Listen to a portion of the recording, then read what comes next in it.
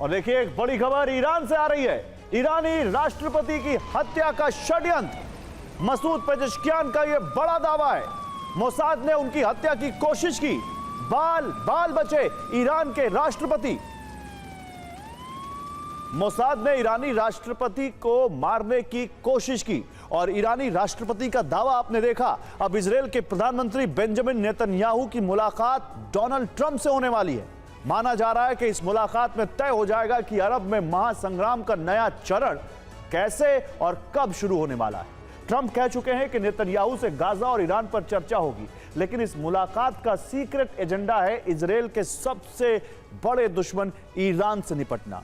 Trump और Netanyahu की मुलाकात जब हुई, उसके बाद इजराइल के दुश्मन घटे। इस बार इजरायली खतरे का केंद्र बिंदु ईरान चक्रव्यूह में फंस सकता है। आशंका जताई जा रही कि ईरान में विद्रोह भड़काया जा सकता है, नए सिरे से हमले हो सकते हैं या फिर खामनेई की हत्या कराई जा सकती है। देखिए कैसे इजराइल और यूएस इस ऑपरेशन को अंजाम दे सकते हैं। तेल अवीव से उड़ान भरने के बाद इजराइल के प्रधानमंत्री बेंजामिन नेतन्याहू अमेरिका के राष्ट्रपति डोनाल्ड ट्रंप से मुलाकात के लिए वॉशिंगटन पहुंच चुके हैं। दो बड़े घटनाक्रम एक साथ हुए हैं। 5 जुलाई की शाम को ईरान के सुप्रीम लीडर 23 दिन बाद दुनिया के सामने आए और अगले ही दिन इजराइल के प्रधानमंत्री ट्रंप से मिलने के लिए वॉशिंगटन पहुंच गए। ईरान के सुप्रीम लीडर ने देशभक्ति गीत के लिए राष्ट्रवाद की भावना को उभार दिया, लेकिन माना जा रहा है कि इजराइल के प्रधानमंत्री ट्रंप के साथ ईरान पर नए सिरों से हमले करने की योजना पर चर्चा करेंगे। इसके साथ ही खामनेई के तख्ता पलट का ब्लूप्रिंट भी तैयार हो सकता है।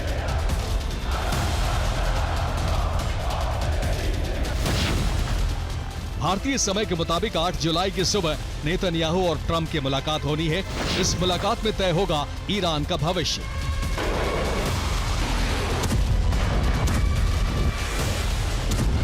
इजराइल ट्रंप के सामने ईरान में बगावत भड़काकर खामनेई के मर्डर का ब्लूप्रिंट रखेगा। 12 दिन के युद्ध के बाद कमजोर हो चुके ईरान पर नए सिरे से हमले करने पर चर्चा होगी। हमले में ईरान के इस्लामिक राजनीतिक नेतृत्व को खत्म करने का ब्लूप्रिंट रखा जाएगा।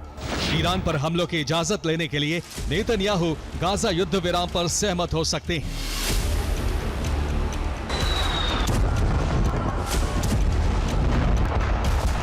जंग में ईरान के सीनियर और अनुभवी सैन्य कमांडर मारे जा चुके हैं। इसके साथ ही जंग के दौरान ही इजराइल ने ईरान में बगावत का बिगुल भी फूंक दिया है। ये तेहरान से आया एक वीडियो है जिसमें बालकनी से एक महिला खामनेई मुर्दाबाद के नारे लगा रही है और उसकी आवाज में एक साथ कई आवाज मिल जाती है। इस वीडियो के बारे में पहला दावा यह है कि युद्ध से हो रही बर्बादी से ईरानी जनता आहत है और इसीलिए खामनेई शासन का अंत चाहती है। दूसरा दावा यह है कि ये मोसाद के एजेंट हैं जो इशारा मिलते ही सक्रिय हो गए हैं। तीसरा दावा है कि ये सुन्नी मुसलमान हैं जो शिया शासन से आजादी चाहते हैं। चौथा दावा यह है कि ईरान के विद्रोही गुट सक्रिय हो गए हैं और अलग अलग प्रांतों में गृह युद्ध शुरू होने वाला है। ईरान में गृह युद्ध के हालात बन रहे हैं और ईरान ने इजराइल के इस षड्यंत्र को दबाने की कोशिश तेज कर दी है। ईरान ने जासूसी के आरोप में 700 से ज्यादा नागरिकों को गिरफ्तार किया है। ईरानियन रेजिस्टेंस ने यूएन मानवाधिकार परिषद को चिट्ठी लिखकर कार्रवाई की मांग की है। ईरान के कई मानवाधिकार संगठन खामनेई के खिलाफ आवाज उठा रहे हैं। इजराइल इस आग में घी डालना चाहता है। इजराइल ईरान के विद्रोही गुटों को सक्रिय करने की तैयारी में है।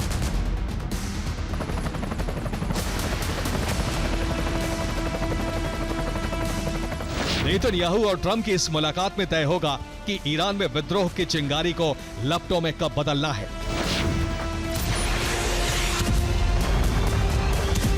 ईरान के अंदर कई ऐसे विद्रोही गुट हैं जो खामनेई का तख्ता पलट चाहते हैं।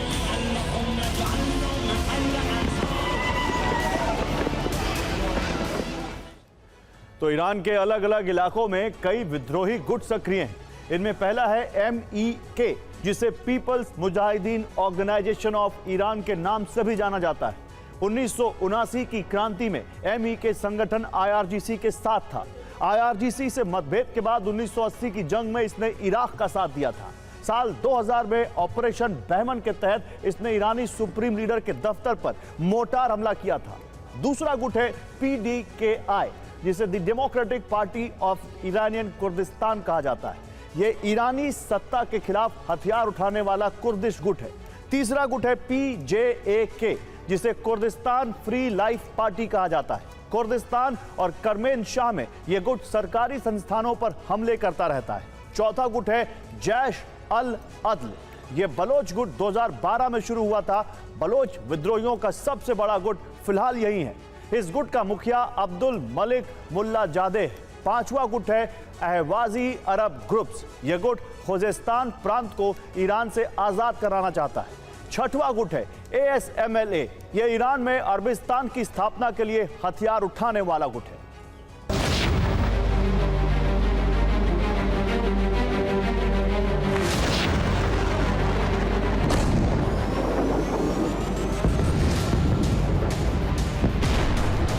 ट्रंप और नेतन्याहू की मुलाकात जब जब हुई, उसके बाद हमेशा विस्फोटक घटनाक्रम हुए।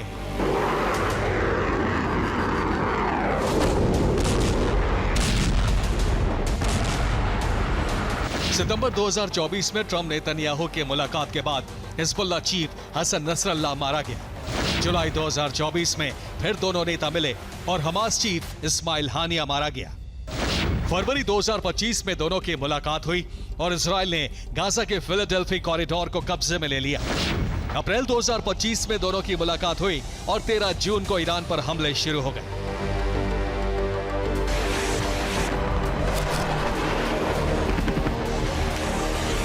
इसलिए माना जा रहा है कि इस मुलाकात के बाद ईरान में कुछ विस्फोटक हो सकता है।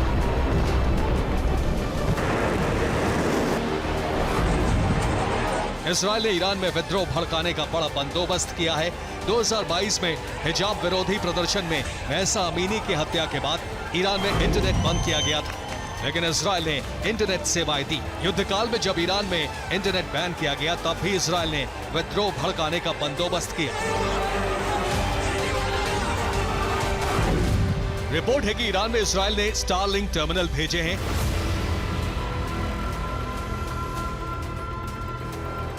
अनुमान है कि ईरान में 20,000 स्टारलिंक कोवर्ट टर्मिनल इस वक्त काम कर रहे हैं। ईरानी रिपोर्ट के मुताबिक इजरायली हमले से कई महीने पहले ये एक्टिवेट हो चुके थे। इन टर्मिनल के जरिए इजराइल को ईरान की अहम जानकारियां भेजी गई। ईरान ने स्टारलिंक के टर्मिनल जब्त करने शुरू कर दिए। स्टारलिंक पर प्रतिबंध भी लगाए गए। रिपोर्ट यह है कि ईरान ने भी इजराइल और उसके सहयोगी देशों के खिलाफ बड़े हमले की तैयारी कर ली। अमेरिका के कतर बेस पर हमले के बाद ईरान का टारगेट अरब में ब्रिटेन के ठिकाने है। ब्रिटिश पार्लियामेंट की रिपोर्ट में कहा गया है कि ईरान ब्रिटेन के अंदर और उसके हितों पर बड़े हमलों की तैयारी कर रहा है।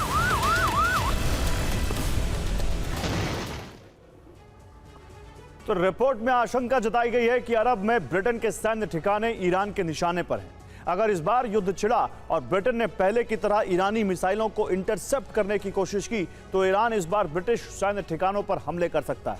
अरब में ब्रिटेन का सबसे बड़ा सैन्य बेस साइप्रस में अक्रोतीरी एयरबेस है।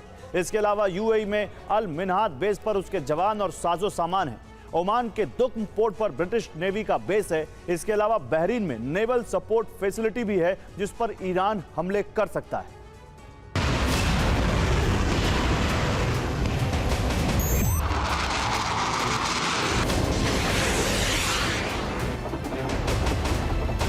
नेतन्याहू के वॉशिंगटन दौरे के साथ ही अरब में नई जंग की बिसात बिछ चुकी है। इजराइल ईरान में गृह युद्ध भड़काकर खामनेई को खत्म करके अपने ऊपर मंडराते खतरे को खत्म करना चाहता है।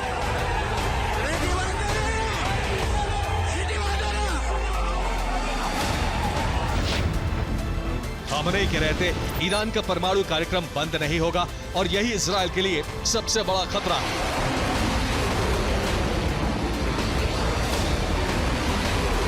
उधर ईरान ने भी नए सिरे से इजराइल और उसके मददगार देशों से जंग की तैयारी कर ली है।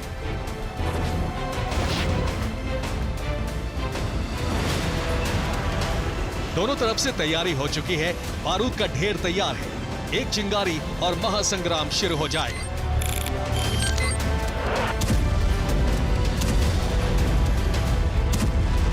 Bureau report, TV9, Bharatvarsh.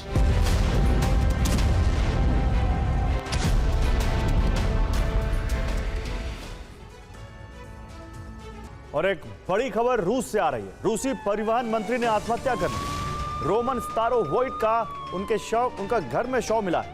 3 घंटे पहले पुतिन ने बर्खास्त किया था। बर्खास्तगी के बाद गोली मारी, एक रूसी मीडिया का दावा है। भ्रष्टाचार के मामले में पद से हटाए गए थे रोमन। रूस के परिवहन मंत्री थे और इन्होंने खुदकुशी कर ली। 3 घंटे पहले ही पुतिन ने इनको बर्खास्त किया था और बर्खास्तगी के बाद इन्होंने खुद को गोली मार ली, ऐसा रूसी मीडिया का दावा है। तो इजराइल अगर ईरान पर हमला करता है तो इसका पहला रिएक्शन उसके प्रॉक्सी संगठनों पर दिखेगा। नेतन्याहू की अमेरिका यात्रा से ठीक पहले इजराइल ने प्रॉक्सी संगठनों के खिलाफ एक बड़ा अभियान शुरू किया। हूती के तमाम ठिकानों पर भीषण हमला किया। इजराइल ने बंकर बस्टर बम का इस्तेमाल किया, जिसकी वजह से हूती के अंडरग्राउंड ठिकाने भी नष्ट हो गए। लाल सागर में हमलों को रोकने के लिए इजराइल ने उन 3 बंदरगाहों को निशाना बनाया जहां हूती का कब्जा था और जहां हथियार जमा किए गए थे। यमन के साथ लेबनान में भी भारी बमबारी की गई। हिजबुल्लाह के ठिकानों को आईडीएफ ने नष्ट करने का दावा किया है। हमास पर भी भीषण प्रहार जारी है।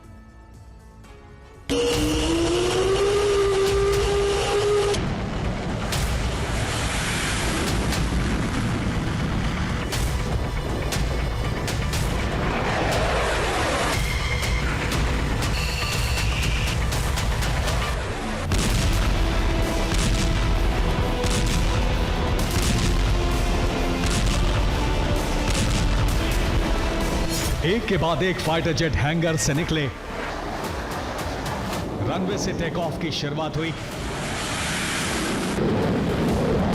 और 20 से अधिक फाइटर जेट बम से लैस होकर हवा में उड़ गए। यह इजराइल के नए मिशन का शुरुआती पल था, जिसका नाम रखा गया था ब्लैक फ्लैग। इसके ऑपरेशन के टारगेट पर था हूती का ठिकाना यमन।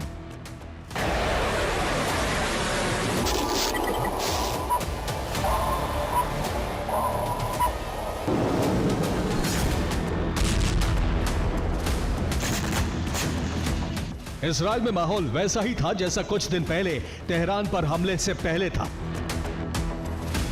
लेकिन टारगेट इस बार अलग था।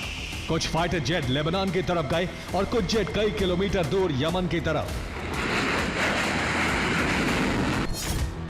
कुछ ही देर बाद यमन में हूती ठिकानों पर बमबारी की शुरुआत हुई। इधर दक्षिण लेबनान का हिस्सा भी धमाकों से दहल उठा। हूती पर यह इजराइल का बहुत बड़ा आघात था। इजराइल ने ऐसी जगहों को टारगेट किया जहां हूती के लड़ाके मौजूद रहते हैं और जो हूती की ताकत का सेंटर है। रिपोर्ट के मुताबिक इजरायली वायुसेना ने हूती के नियंत्रण वाले एक बंदरगाह, एक पावर स्टेशन और एक जहाज को निशाना बनाया।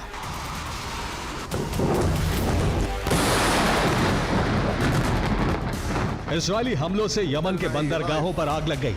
आईडीएफ के मुताबिक हूती एक जहाज का इस्तेमाल लाल सागर से गुजर रहे जहाजों को ट्रैक करने के लिए कर रहा था।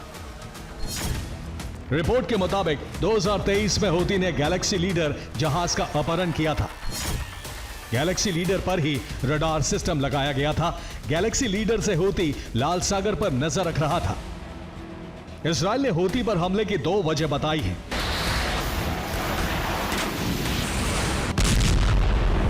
इजराइल के मुताबिक हूती ने लाल सागर में ब्रिटेन के एक जहाज पर हमला किया और इजराइल पर भी मिसाइल से हमला किया गया। रविवार को कई महीनों बाद लाल सागर में एक जहाज धधक रहा था, जिसके बाद हूती के नियंत्रण वाले बंदरगाह दहल उठे।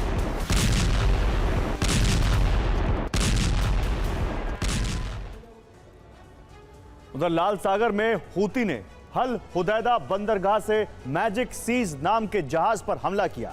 यह ग्रीस की कंपनी से जुड़ा था। रिपोर्ट के मुताबिक ये ब्रिटेन का जहाज था जिसे हूती ने निशाना बनाया। जहाज पर ग्रेनेड दागे गए और फिर सरफेस ड्रोन यानी पानी पर चलने वाले ड्रोन से हमला किया गया। हमले के बाद इस जहाज में आग लग गई। क्रू के सदस्य जहाज छोड़कर भागने में कामयाब हुए। रिपोर्ट के मुताबिक क्रू सदस्य पास से गुजर रहे दूसरे जहाज पर चले गए। इसके बाद इजराइल का ऑपरेशन फ्लैग शुरू हुआ, जिसमें करीब 50 फाइटर जेट का इस्तेमाल किया गया। सिर्फ आधे घंटे में ही यमन पर 20 बंकर बस्टर बम बरसाने का दावा है। इजराइल के हमले में यमन में 3 बंदरगाह तबाह हो गए। भीषण हमले से हूती के ठिकानों पर हाहाकार मच गया। समुद्र किनारे कई जहाज और बोट जल गए।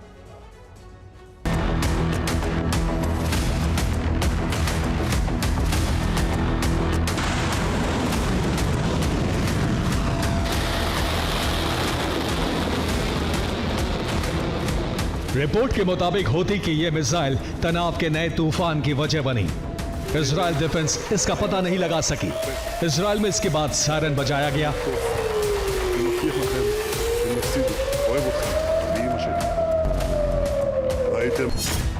विमानों की उड़ान रोक दी गई।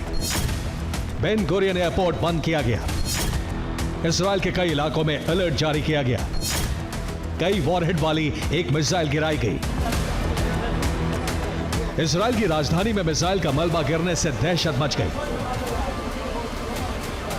इजराइल ने माना कि हूती की बैलिस्टिक मिसाइलों में कई वॉरहेड हैं।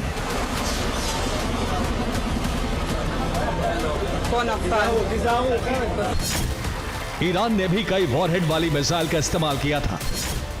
इजराइल पर मल्टी वॉरहेड मिसाइलें गिरी थी। ऐसी मिसाइलें एयर डिफेंस को नाकाम कर देती हैं।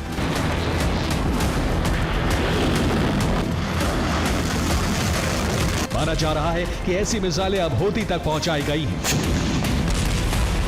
इजरायली हमलों के बीच हूती ने कई बड़े दावे किए हैं। पहला दावा यह कि हूती के एयर डिफेंस से डरकर 10 फाइटर जेट लौट गए। इजरायली विमानों को यमन का एयर स्पेस छोड़ना पड़ा। हूती अब अपना एयर डिफेंस बनाने जा रहा है। ऑपरेशन ब्लैक फ्लैग के तहत इजरायल ने हूती को कमजोर करने के लिए कई अहम ठिकानों को निशाना बनाया। हुदैदा पोर्ट के साथ अल सलीफ पोर्ट पर हमला किया गया और रास ईसा पोर्ट पर भी हमले किए गए। साथ ही रास कातिब पावर स्टेशन को नष्ट किया गया। इजरायल का ऑपरेशन ब्लैक फ्लैग यमन तक ही सीमित नहीं था। इजरायल ने एक बार फिर लेबनान को निशाना बनाया।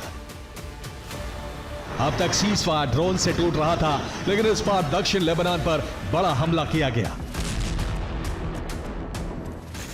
और इजरायल का दावा है कि लेबनान में खुफिया रिपोर्ट के आधार पर ऑपरेशन चलाया गया। लेबनान की जासूसी अमेरिकी विमान से की गई थी।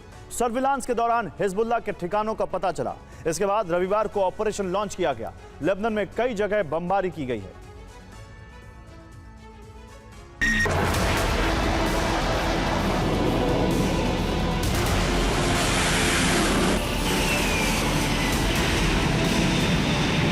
इजरायली वायुसेना के कई फाइटर जेट लेबनान की सीमा के भीतर घुसे और दक्षिणी लेबनान के कुछ इलाकों पर बमबारी की।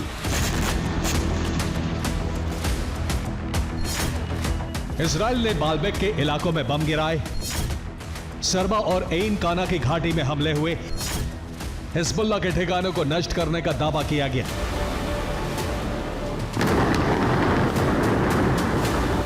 इजरायल का दावा है कि सभी हमले पक्की खुफिया जानकारी मिलने के बाद किए गए। हिजबुल्लाह ने सरेंडर करने और हथियार छोड़ने से इनकार कर दिया है। इजरायल ने ईरान समर्थित 3 प्रॉक्सी संगठनों के खिलाफ अभियान की शुरुआत की है। हूती के खिलाफ भीषण हमले और हो सकते हैं। लेबनान में फिर ऑपरेशन चलाया जा सकता है, जबकि हमास के खात्मे का मिशन भी तेज है। एक तरफ अमेरिका गाजा और लेबनान में प्रॉक्सी संगठनों के संपर्क में है, तो दूसरी तरफ इजरायल बारूद बरसा रहा है। एक्सपर्ट्स के मुताबिक यह इजरायल के ईरान प्लान का पहला अध्याय है। माना जा रहा है कि अमेरिका में ट्रंप के साथ मुलाकात में ईरान पर हमले की रणनीति फाइनल होगी और इसीलिए पहले प्रॉक्सी संगठन को कमजोर किया जा रहा है, ताकि इजरायल को दूसरे मोर्चे से चुनौती का सामना ना करना पड़े। Bureau report, TV9 Bharatvarsh. और इजरायल के जवानों पर हमास का हमला। अल कुद्स ब्रिगेड ने अटैक किया है गाजा में। गाजा में इजरायल के 2 टैंक तबाह कर दिए हमास ने।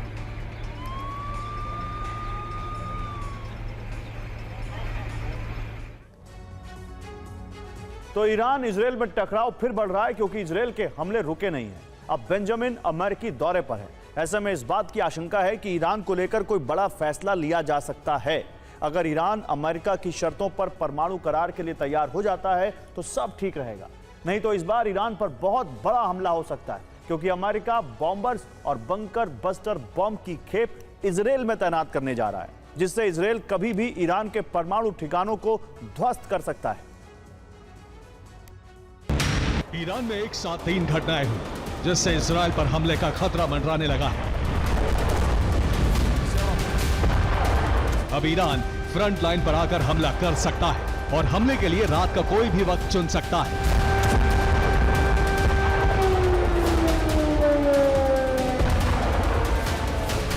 पहली घटना 23 दिन बाद देखे खामनेई।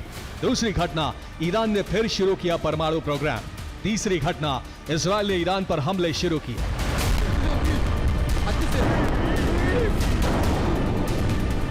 अब इजराइल हमला करेगा तो ईरान जरूर पलटवार करेगा।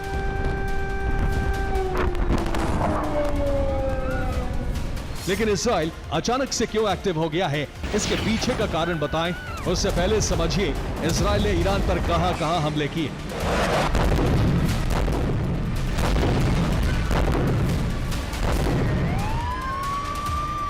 पूर्वी तेहरान में रात एक विस्फोट हुआ।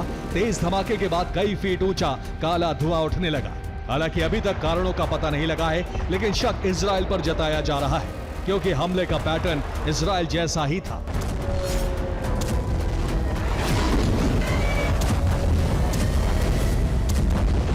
सिर्फ इजराइल ने तेहरान पर ही हमले नहीं किए, बल्कि यमन में हूती के मिलिट्री बेस को भी दहलाया। इसके अलावा गाजा पर भी इजराइल की बमबारी जारी है। यानी इजराइल एक साथ 4 फ्रंट पर हमले कर रहा है, जिससे ईरान के लिए बड़ा खतरा पैदा हो गया है।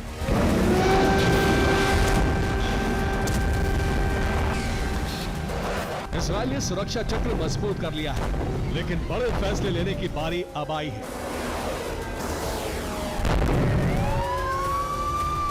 एक तरफ बेंजामिन नेतन्याहू अमेरिका जा पहुंचे हैं, जहां कुछ घंटों बाद ईरान और गाजा पर बड़ा फैसला लिया जा सकता है। यानी ईरान से परमाणु करार को लेकर बातचीत हो सकती है, जबकि हमास से युद्ध विराम को लेकर चर्चा हो सकती है। हालांकि हमास शर्तों की लिस्ट सौंप चुका है। करार को लेकर डोनाल्ड ट्रंप काफी आशान्वित हैं कि इस बार वो मध्य पूर्व में शांति स्थापित कराकर रहेंगे। ट्रंप शांति लाना चाहते हैं, लेकिन बेंजामिन नेतन्याहू ईरान को संपूर्ण तबाह करना चाहते हैं, जिससे ईरान का खतरा हमेशा के लिए खत्म हो जाए और फिर इजराइल अपने हिसाब से अरब में मनमानी कर सके। वैसे भी गाइडेड मिसाइल से हमले करके इजराइल ने अपने मंसूबे जाहिर कर दिए हैं, जिसमें एक IRGC कमांडर की मौत हो गई, जिसका बदला लेने के लिए ईरान आज रात ऑपरेशन 2 प्रॉमिस 4.0 शुरू कर सकता है, जिससे अरब में भारी तबाही होनी तय है। यानी आज की रात इजराइल के लिए कयामत की रात साबित हो सकती है।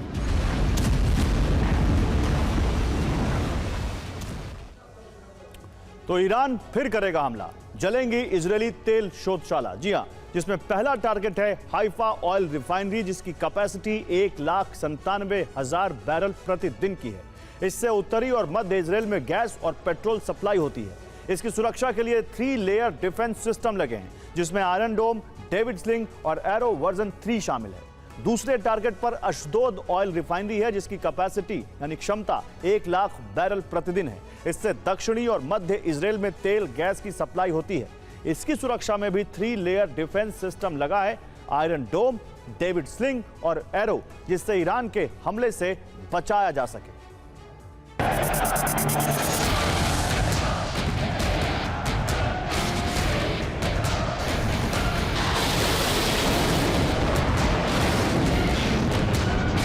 इजराइल पर आज रात हमला हो सकता है, क्योंकि ईरान का ट्रैक रिकॉर्ड रहा है वो इजराइल के हमले का जवाब देता है, और ऐसा देता है कि इजराइल थर्रा उठता है।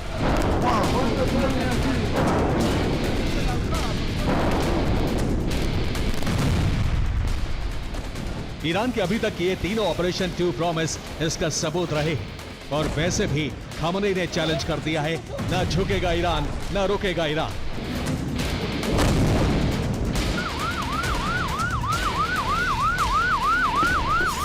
अब सवाल उठ रहा है कि आज की रात कौन पहले हमला करेगा।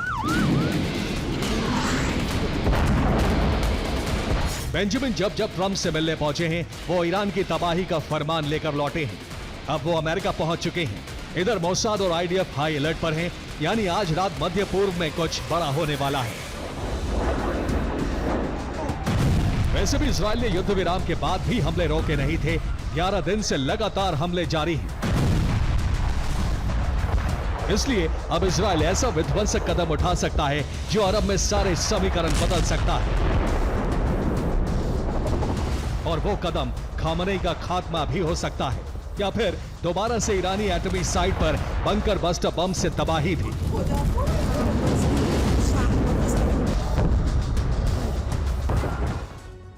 और अब समझिए कि ट्रंप और बेंजामिन में मुलाकात किन किन मुद्दों पर हो सकती है और इन मुद्दों पर किन किन मुद्दों पर बात हो सकती है। सबसे पहले तो जो मुद्दा है और सबसे बड़ा मुद्दा है, ट्रंप और बेंजामिन के बीच ईरान में तख्ता पलट को लेकर बात हो सकती है।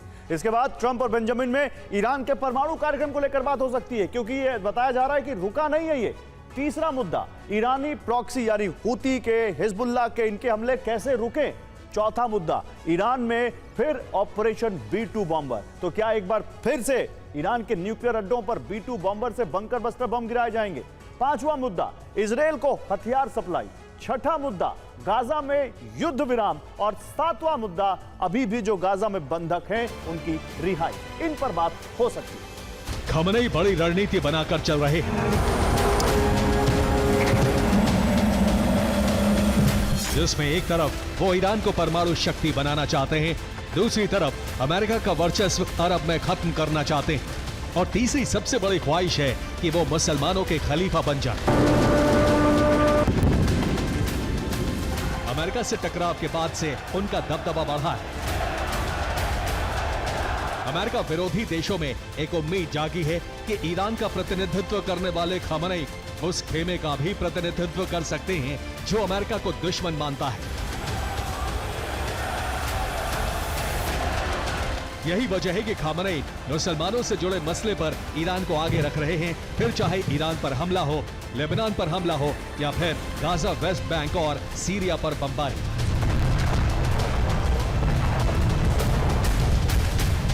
खामनेई ने दुनिया के देशों को मिलाना शुरू कर दिया है। ईरान के विदेश मंत्री कई देशों के दौरे कर रहे हैं।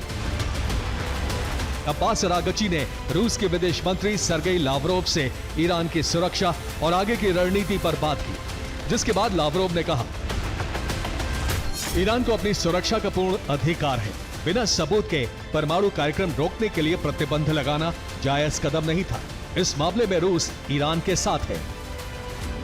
रूस के अलावा चीन भी ईरान के साथ आकर मदद का आश्वासन दे चुका है, जबकि सऊदी अरब, इराक और अजरबैजान ने सीक्रेटली ईरान की मदद की है। ऐसी भी खबरें हैं। यानी खामनेई एक ऐसा खेमा बना रहे हैं जो युद्ध के वक्त ईरान का साथ देगा। इससे पेंटागन की टेंशन बढ़ रही है, जिस मसले पर ट्रंप और बेंजामिन में बात हो सकती है। Bureau report, TV9 Bharatvarsh. और 4 जुलाई को रूस ने यूक्रेन पर सबसे बड़ा ड्रोन हमला किया था, जिसके बाद से पुतिन सेना हर रोज यूक्रेन में ड्रोन अटैक के नए रिकॉर्ड बना रही है। बीते रात फिर एक बार रूस ने यूक्रेन पर 300 ड्रोन से हमला किया, लेकिन ये हमले यूक्रेन में आने वाली तबाही की महज शुरुआत है। दरअसल कुर्स्क में पुतिन के सबसे करीबी कमांडर की मौत हो चुकी है, जिसके बाद से पुतिन आग बबूला है। रूसी राष्ट्रपति ने अपने जवानों को कीव की तबाही का आदेश दे दिया है।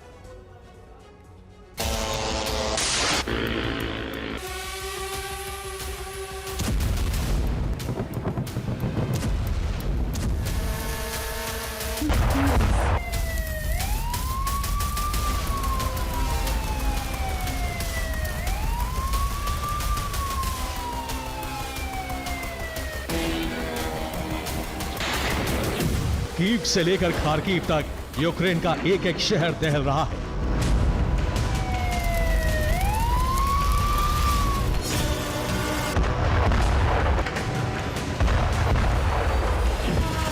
रूसी ड्रोन यूक्रेन के रिहायशी इलाकों में ऐसी तबाही मचा रहे हैं जो कल्पना से परे है।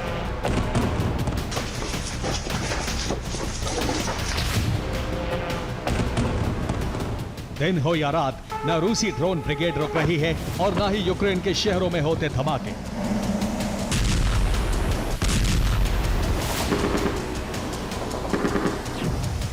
यूक्रेन पर रूस के ड्रोन हमले बीते 72 घंटे से जारी हैं। 4 जुलाई को रूस ने यूक्रेन पर 539 ड्रोन से हमले किए थे, जिसके बाद से ही रूस लगातार यूक्रेन शहरों पर नॉन स्टॉप हमले कर रहा है। उसके रिहायशी इलाकों को दहला रहा है।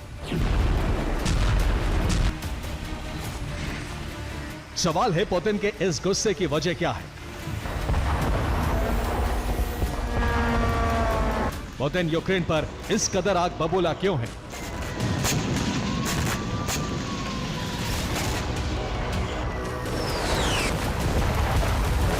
पुतिन के इस प्रतिशोध के पीछे हैं उनके सबसे करीबी जनरल मिखाइल गुडकोव, जिनकी कुर्स्क के वॉर ग्राउंड में मौत हो चुकी है। 3 जुलाई को कुर्स्क में जनरल गुडकोव की मौत हो गई थी, जिसके बाद से ही पुतिन के आदेश पर रूसी सेना यूक्रेन को दहला रही है। उसके रिहायशी इलाकों पर ड्रोन हमले हो रहे हैं। गुडकोव पुतिन के बेहद करीबी थे, जो उनके सबसे विश्वसनीय और काबिल जनरलों में शामिल थे।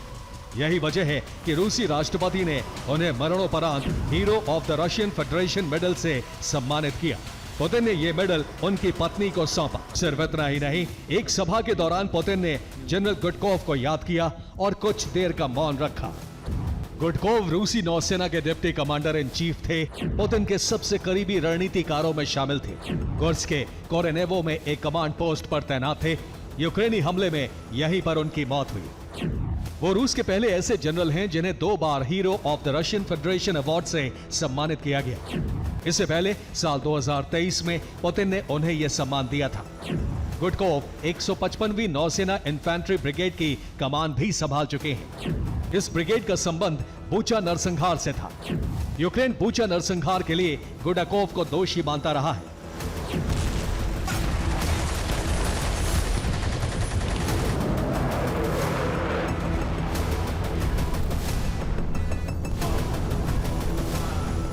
यही वजह है कि यूक्रेन सेना ने 3 जुलाई को कुर्स्क में गुडकोव के खिलाफ एक कॉम्बैट ऑपरेशन चलाया, जिसमें उनकी मौत हो गई। लेकिन 4 दिन बीत जाने के बाद भी रूसी राष्ट्रपति मिखाइल गुडकोव की मौत को भुला नहीं पाए हैं और नॉनस्टॉप यूक्रेन के शहरों को दहला रहे हैं।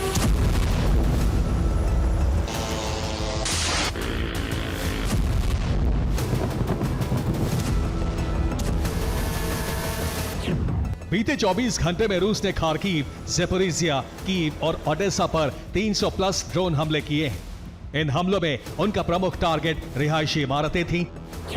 ड्रोन अटैक में 48 से ज्यादा लोगों के घायल होने की खबर है।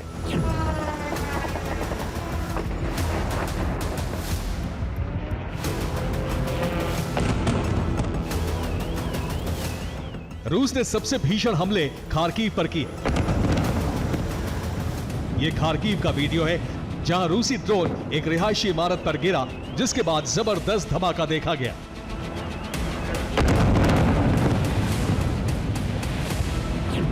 खार्किव में इस तरह ड्रोन गिरने के एक नहीं कई वीडियो सामने आ रहे हैं, जिसमें जबरदस्त तबाही देखी जा सकती है।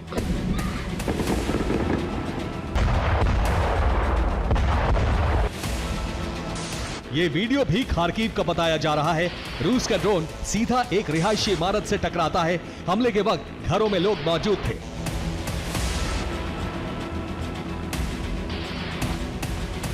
रूसी हमलों से खार्किव में कैसी तबाही मची है, इसका अंदाजा इस 16 मंजिला इमारत को देखकर लगाया जा रहा है, जो ड्रोन अटैक में पूरी तरह खंडहर हो चुकी है। खार्किव के अलावा यूक्रेन के कई और शहरों में भी ऐसी ही तबाही मची है। ये ज़ेपोरिज़िया की तस्वीरें हैं। रूसी ड्रोन से कई इलाके खंडहर बन चुके हैं। हर तरफ सिर्फ तबाह इमारतें, आग और मलबा नजर आ रहा है।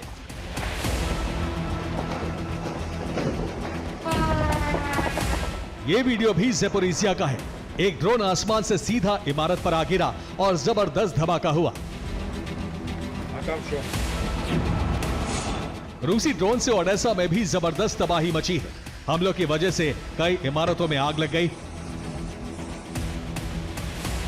खेरसॉन में रूस ने बेहद टारगेटेड हमला किया। ड्रोन हमलों में फायर ब्रिगेड की एक गाड़ी को नष्ट कर दिया।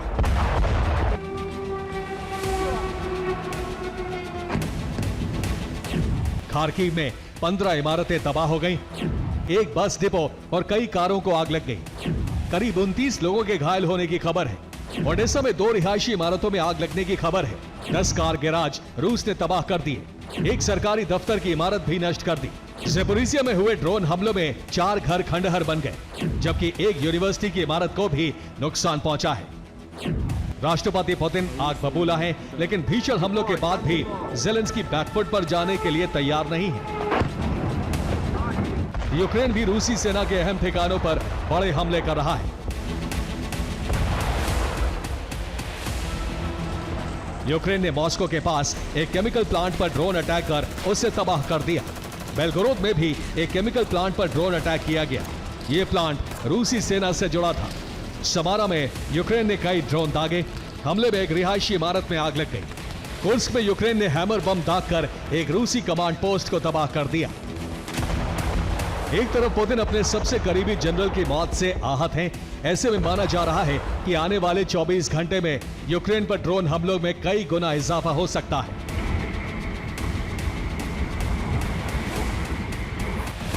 लेकिन ज़ेलेंस्की भी निश्चय कर चुके हैं, ड्रोन का जवाब ठीक वैसे ही ड्रोन हमले से दिया जाएगा जो इस जंग को और भड़काएगा।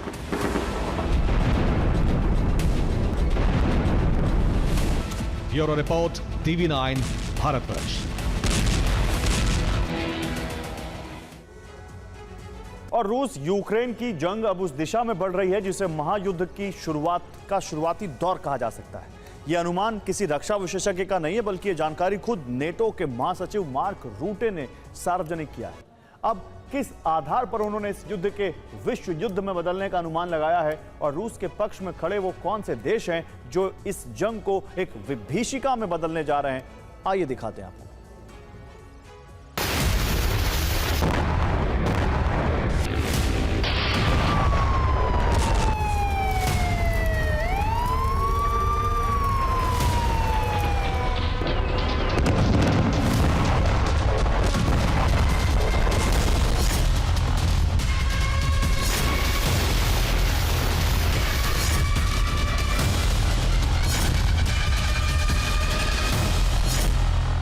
इंडो पैसिफिक क्षेत्र में चीन की हलचल इस बार सामान्य नहीं है।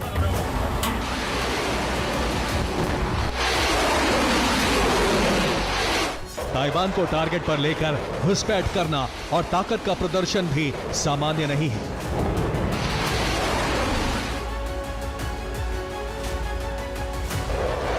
क्योंकि इस बार की हलचल में यूक्रेन में जारी युद्ध भी एक पक्ष है।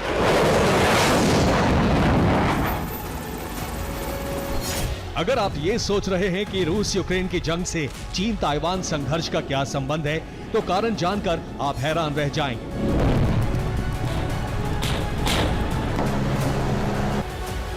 क्योंकि ये कारण किसी रक्षा विशेषज्ञ का नहीं है, बल्कि खुद नेटो के प्रमुख मार्क रूटे ने बताया है।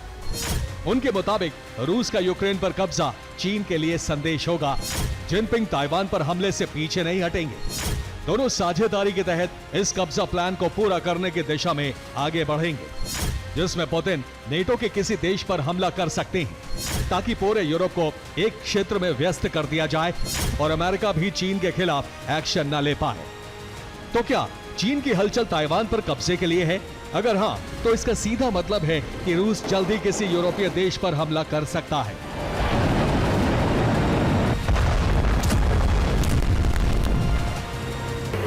लेकिन सवाल यह है कि रूस जिसे टारगेट बनाएगा वो देश कौन सा होगा? वो देश होगा मोल्दोवा, जहां रूस खुलेआम हस्तक्षेप करता है, जिसके ट्रांसनिस्ट्रिया क्षेत्र पर रूसी संघ परिषद का कब्जा है और इस देश पर हमला करने में रूस को कोई समस्या भी नहीं है।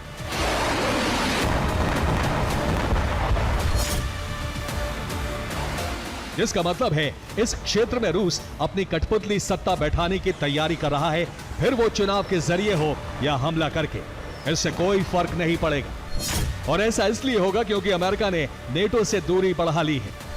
वहीं नेटो देशों ने भी मान लिया है कि ट्रंप ने पुतिन को यूरोप पर हमले की खुली छूट दे दी है। इसलिए नेटो देशों ने रूस के खिलाफ रणनीतिक मोर्चाबंदी शुरू कर दी है।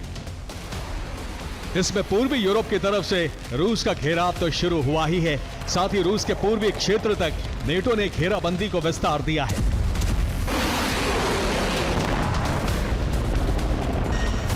जिसमें जापान और दक्षिण कोरिया शामिल है। तो क्या ट्रंप ने पैसिफिक क्षेत्र को भी अकेला छोड़ दिया है? जवाब है नहीं। जिसका प्रमाण यह है कि अमेरिका ने ताइवान को 5 हार्पून एंटी शिप सिस्टम सौंप दिए हैं। इसके अलावा ताइवान के लिए अमेरिका ने ही हाइमर्स यूनिट तैयार करके दी है। लेकिन इससे यह साफ नहीं होता कि अगर चीन ने ताइवान पर हमला किया तो अमेरिका जंग में शामिल होगा। ऐसा इसलिए क्योंकि अमेरिका के साथ ताइवान का जापान या साउथ कोरिया जैसा अलायंस नहीं है।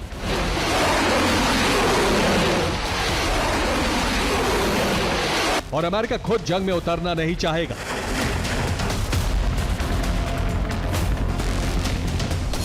यही डर नेटो प्रमुख को भी सता रहा है।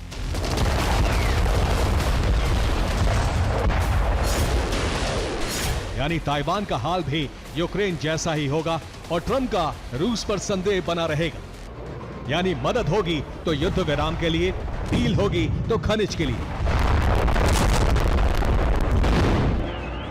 मतलब साफ है कि अब दुनिया महायुद्ध की तरफ बढ़ रही है और इसकी पुष्टि यूरोप की तैयारी कर रही है, जिसमें यूक्रेन के लिए जारी होने वाले हथियारों में 4 IRIS-T SLM missile, 1500 IRIS-T SL missile, 500 IRIS-T missile, drone रक्षा के लिए 40 mm के 2 lakh round, 1000 mine protected vehicle, 200 track vehicle, 30 mine clearing tank, 30 Wisent armoured engineering vehicle, 200 off road vehicle, 1000 GPS jammer और 200 ग्राउंड सर्विलांस रडार शामिल हैं। हालांकि ये अभी यूक्रेन को दिए नहीं गए हैं, लेकिन जर्मनी ने इन हथियारों के निर्माण और सप्लाई के ऑर्डर जारी कर दिए हैं। इसके अलावा जर्मनी नेटो सेना के लिए भी लेपर्ड 2 टैंक और बख्तरबंद वाहनों के निर्माण में जुटा है, जो बताता है कि अब मुकाबला सैन्य गठबंधन वाले देशों के बीच होगा। Bureau report, TV9 Bharatvarsh. उधर हमास और इजरायली सेना के बीच जारी संघर्ष के लिए अगले कुछ घंटे बेहद अहम साबित हो सकते हैं। अब से करीब 8 घंटे बाद यह तय हो जाएगा कि गाजा की तबाही जारी रहेगी या फिर वहां शांति स्थापित होगी।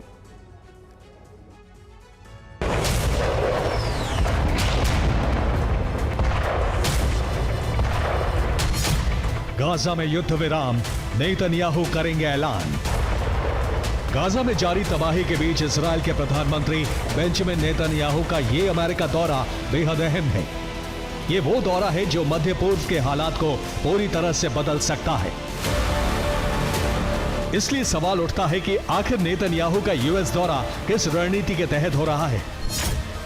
जवाब है गाजा में युद्ध विराम। यह अनुमान नहीं है, बल्कि अमेरिका के राष्ट्रपति ट्रंप का दावा है, जिसमें उन्होंने कहा है कि नेतन्याहू के साथ वॉशिंगटन में अहम बैठक है।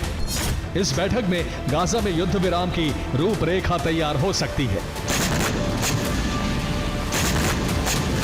हालांकि इस रूपरेखा में 60 दिन के संघर्ष विराम के दौरान हुई कूटनीतिक चर्चा समेत कई मुद्दे शामिल होंगे, लेकिन माना जा रहा है कि इसका निष्कर्ष युद्ध विराम ही होगा। ऐसा इसलिए कहा जा सकता है क्योंकि गाजा में सेटलर्स ने नेतन्याहू के खिलाफ मोर्चा खोल दिया है। वहीं गाजा में इजरायली सैनिक खुद के लिए घातक कदम उठा रहे हैं। इसके अलावा अमेरिका के आयुध भंडार में भी भारी कमी आ रही है। इसलिए माना जा रहा है कि ट्रंप के दबाव डालने पर नेतन्याहू इस जंग को विराम दे सकते हैं।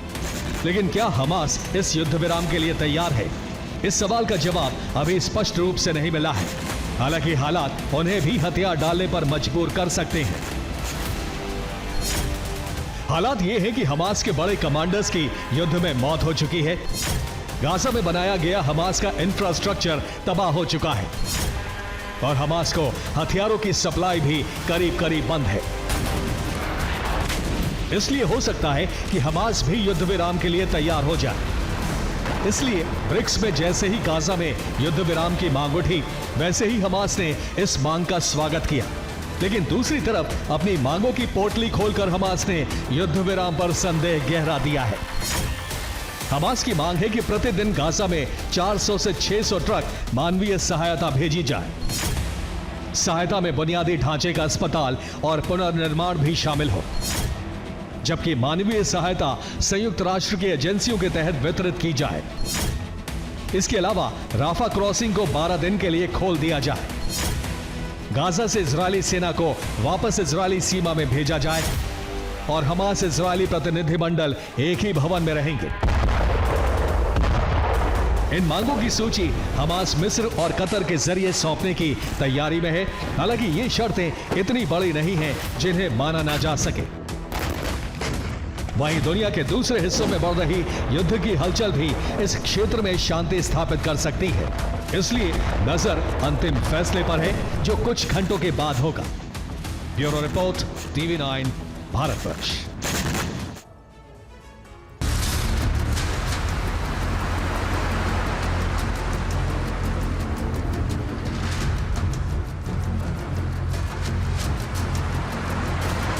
नदियां उफान मार रही हैं, घर पानी में डूब चुके हैं और कई जगहों पर फ्लैश फ्लड यानी अचानक तेजी से पानी आने की वजह से अमेरिका के टेक्सास में सैलाब की वजह से 80 से अधिक लोग जान गंवा चुके हैं।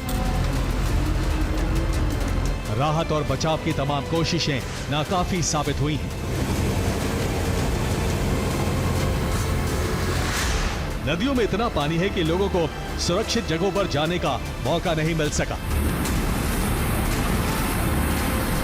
बाढ़ में बच्चों की मौत का आंकड़ा भी बढ़ता जा रहा है। नदी के पास लड़कियों का एक समर कैंप चल रहा था। नदी का पानी बढ़ने की वजह से कैंप तक बाढ़ का पानी पहुंच गया। समर कैंप से 750 लड़कियों को निकालने में कामयाबी मिली।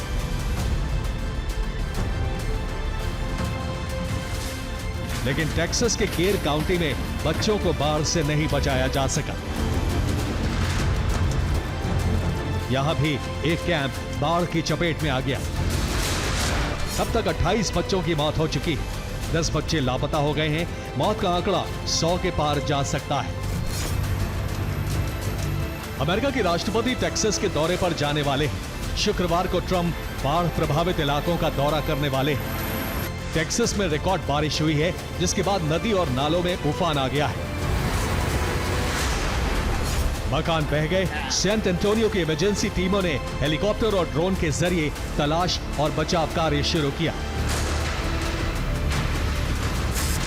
बाढ़ की वजह से बिजली की सप्लाई भी बंद है। 3000 से अधिक लोग 3 दिनों से बगैर बिजली के बाढ़ से मुकाबला कर रहे हैं। Bureau report, TV9 Bharatvarsh.